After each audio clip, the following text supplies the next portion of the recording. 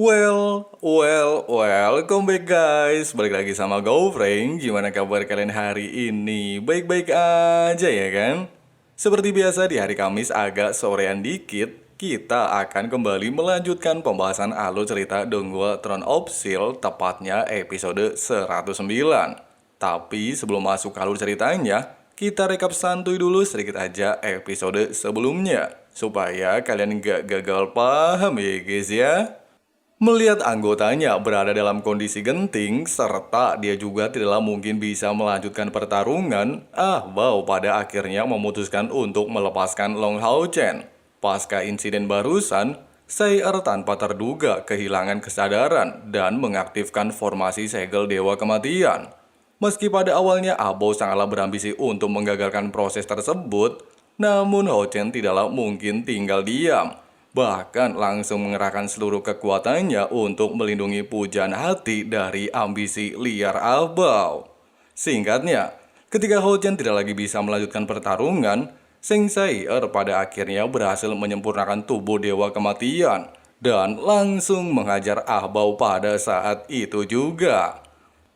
Nah, sedangkan di episode kali ini, kita akan diperlihatkan evolusi tubuh baru Austin Griffin alias Hao Yu. Penasaran ya kan? Jadi koilah, langsung aja cari posisi rebahan yang paling nyaman, simetriskan pandangan kalian, siapkan cemilan, inilah waktunya kita baku hantam.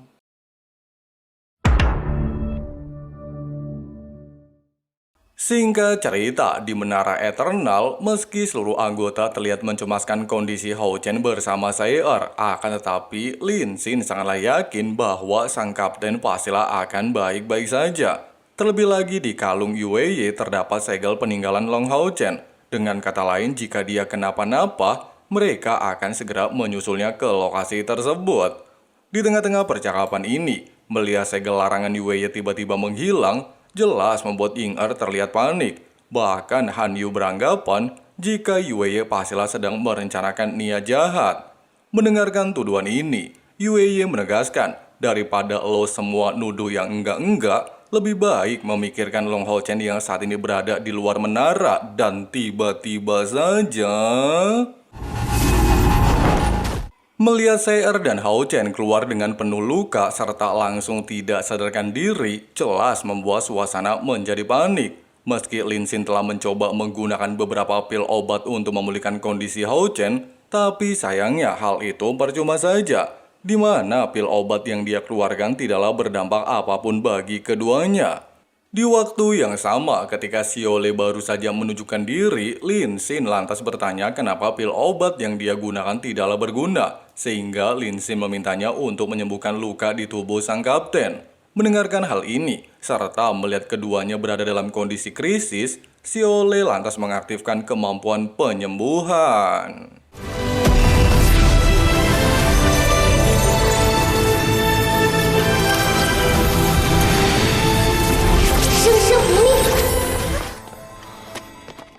Menurut analisa Xiaole, kedua pemeran kita mengalami luka yang cukup serius terutama Long Hao Chen. Selain tulang dan meridian di tubuhnya nyaris rusak, dia sendiri tidaklah mengerti apa yang terjadi dengan mereka berdua. Terlebih lagi, Xiaole masihlah tidak bisa memastikan kapan Hao Chen akan terbangun.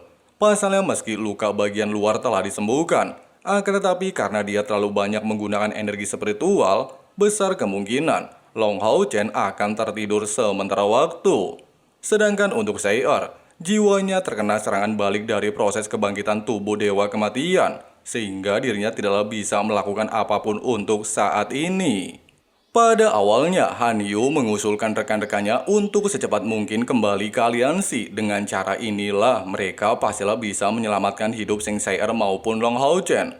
Usulan tersebut jelas ditolak mentah-mentah oleh penjaga ke-12. Pasalnya belum lama ini, Bao telah mengeluarkan surat perintah untuk menangkap mereka, sehingga cepat atau lambat, klan iblis pastilah akan berjuang keras untuk menemukan mereka.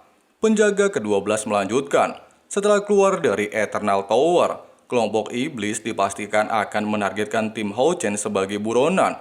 Bahkan jalan menuju wilayah Tenggara kini telah dijaga ketat oleh beberapa klan iblis lainnya. Dengan adanya fakta tersebut, penjaga ke-12 beranggapan kalau mereka tidaklah mungkin bisa keluar dari kepungan para monster iblis. 团长，难道我们只能龟缩在永恒之塔内？ Penjelasan barusan sontak saja kembali mengingatkan Han Yu dengan sumpahnya bersama Hou Chen. Selain dia ditugaskan untuk selalu menjaga sang MC, dia juga haruslah mempertaruhkan hidupnya demi Hou Chen.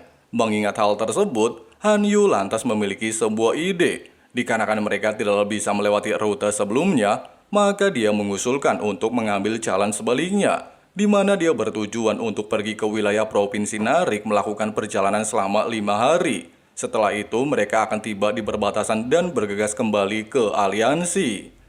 Meski robot mengatakan jika Han Yu dan rekan-rekannya keluar Eternal Tower dan tidaklah mungkin bisa kembali, akan tetapi Han Yu tidaklah memperdulikan ucapan tersebut. Pasalnya jika mereka terus berada di lokasi ini, ditakutkan nyawa sang kapten tidak akan terselamatkan. Merasa tekad Han Yu terlalu berlebihan, Yue lantas menyarankan mereka untuk tidak bertindak gegabah. Selain seluruh anggota telah terluka, mereka juga nggak mungkin menang ngelawan pasukan iblis. Bahkan dikarenakan rute yang mereka lalui dianggap terlalu pendek, Yue mengusulkan Han Yu bersama rekan-rekannya untuk melewati wilayah terlarang kematian yang dipenuhi oleh kabut. Menyadari jika inilah satu-satunya jalan untuk keluar, serta Long Hou Chen juga selalu melindungi mereka setiap kali terjadi perang besar, Han Yu meminta seluruh anggota untuk berjuang keras demi bisa melindungi sang kapten. Singkat cerita, ketika pasukan iblis sedang melakukan pencarian mengenai lokasi Hou Chen, tanpa terduga Yue justru memancing mereka untuk bergerak ke arahnya. Bahkan melakukan akting pura-pura terluka demi bisa menyelamatkan tim Hou Chen keluar dari area Eternal Tower. Sambil berjalan meninggalkan wilayah tersebut, Han Yu ternyata telah melakukan diskusi singkat bersama rekan-rekannya. Dia meminta Xiaole untuk menjaga Sengshire di Eternal Tower, sedangkan Lin Xin ditugaskan menggunakan kemampuan sihirnya untuk memantau pergerakan pasukan iblis. Walaupun dalam jarak 5 km, Lin Xin bisa jelas melihat ada 50 monster tingkat keroco, serta tidak ada lagi pasukan lain di lokasi tersebut. Han Yu dengan cepat memerintahkan anggotanya untuk memulai peperangan.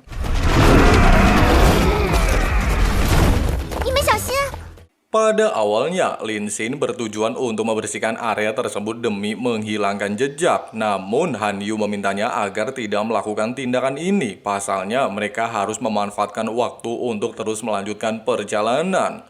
Pasca insiden barusan, pasukan Banteng Merah terlihat tiba di lokasi ini. Bahkan setelah melihat mayat pasukan guys depan tewas dalam kondisi mengenaskan, Komandan Iblis beranggapan kalau tim pemburu iblis pastilah berada tidak jauh dari lokasi mereka. Mendengarkan perkataan tersebut, beberapa monster mulai melakukan pengejaran. Di waktu yang sama, Komandan Banteng Merah justru meminta pasukannya untuk bergerak sesuai instruksinya dengan alasan jika pasukan klan lain juga pastilah akan mengincar tim Long Hou Chen, sehingga dia meminta mereka untuk menunggu momen yang tepat. Di sisi lain, meski beberapa klan iblis terlihat berambisi mengincar tim Hou Chen, akan tetapi tanpa adanya komandan pasukan, Han Yu beranggapan jika mereka pastilah akan menyerang satu sama lain, sehingga mereka bisa memanfaatkan hal ini untuk membunuh satu persatu. Sementara itu, melihat Ying-er ketakutan dikejar-kejar sama pasukan monster, Yuan Yuan dengan cepat mengerahkan kekuatannya untuk membantunya. Meski aksinya berjalan sesuai rencana, namun efek dari serangan yang dia lepaskan barusan justru membuatnya kehabisan energi spiritual. Sehingga Lin Xin dengan cepat mengaktifkan kemampuan teleportasi serta memberikan pil pemulihan. Secara bersamaan dengan hal ini, dikarenakan rekan-rekannya telah menjalankan tugasnya sangatlah baik, Han Yu menyarankan mereka untuk menghemat kekuatan. Pasalnya mereka akan melewati rute kematian demi bisa menghindari kepungan para iblis. Beberapa saat kemudian, di saat tim Han Yu kembali melanjutkan perjalanan, mereka justru memasuki wilayah Banteng Merah, bahkan membuat mereka harus terkepung oleh beberapa pasukan Banteng Iblis. Walaupun situasi semacam ini sempat mengejutkan mereka, namun kenyataannya Han Yu masihlah memiliki rencana lain, di mana Wang Yuan, Chen Ying-er, dan penjaga ke-12 ternyata ditugaskan untuk memancing perhatian klan iblis lain untuk bergerak ke area ini. Tepat di momen ini, ketika Komandan Iblis meminta Ketua Banteng Merah untuk membagi hasil, Salah satu anggota klan burung justru menolak tawaran ini, bahkan secara nekat langsung menyerang pasukan iblis semut, sehingga terjadilah perang sarung luar biasa hebat di tempat ini.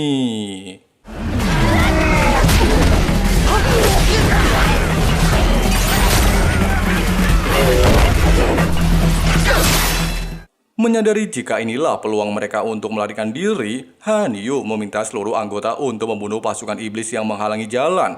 Meski beberapa monster iblis tidaklah akan pernah membiarkan mereka pergi begitu saja, tetapi Han Yu dengan cepat mengaktifkan kemampuan kekangan cahaya. Setelah berhasil melepaskan diri serta tim Han Yu terlihat tiba di gerbang wilayah kematian dan memutuskan untuk melanjutkan perjalanan. Mereka tiba-tiba dikejutkan dengan sebuah serangan dari klan Banteng Merah. Singkatnya, mengetahui jika provokasi sebelumnya memanglah rencana Han Yu, jelas memancing kemarahan komandan ini. Bahkan dia juga menegaskan, walaupun sempat terjadi perang antar kubu, namun menurutnya pasukannya tidaklah mungkin bisa dikalahkan begitu saja. Setelah mengatakan hal ini, Komandan Banteng Merah lantas memerintahkan pasukannya untuk menangkap Long Hao Chen. Meski Botak Saitama, Han Yu dan Yuan Yuan mencoba untuk menghentikan tindakan tersebut, akan tetapi dikarenakan kekuatan mereka telah mencapai batasnya, tim Hao Chen haruslah menelan serangan balik.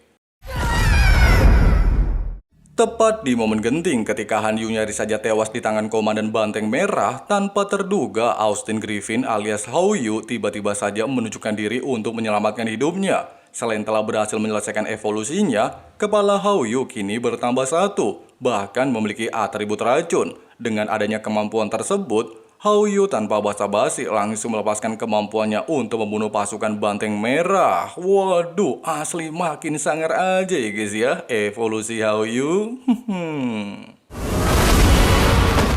Pasca insiden barusan melihat Hao Chen tidak lagi sadarkan diri, Hao Yu dengan cepat menggunakan sedikit energi spiritualnya untuk memulihkan kondisi sang MC. Bahkan hanya dalam waktu yang cukup singkat berkat bantuan yang diberikan Hao Yu, Hao Chen akhirnya terbangun dari tidur panjangnya dan mengucapkan terima kasih kepada rekan-rekannya karena telah melindungi dirinya selama ini.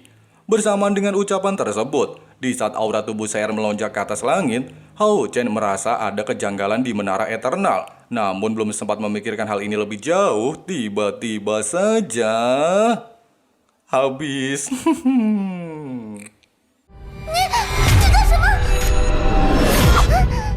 Wadidaw, seperti itulah alur cerita dari series Donghua Throne of Steel episode 109-nya. Gimana guys pendapat kalian tentang episode kali ini? Asli keren parah ya kan?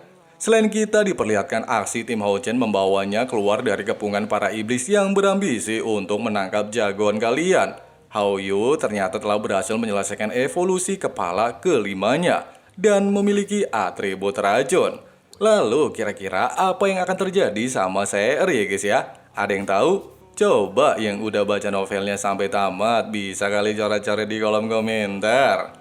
Oke lah, mungkin segitu dulu untuk pembahasan alur cerita kali ini. Makasih banyak yang udah nonton sampai habis. Jangan lupa dipencet tombol subscribe-nya, nyalain juga notifikasinya supaya teman-teman gak ketinggalan video-video menarik lainnya dari Donghua Santuy. Di sini Abang Frank yang baik hati dan ganteng mau ngopi santuy dulu. See you and bye-bye. A year ago, but all will be okay. I move on each and every day. The past is where it stays. Way back a year ago.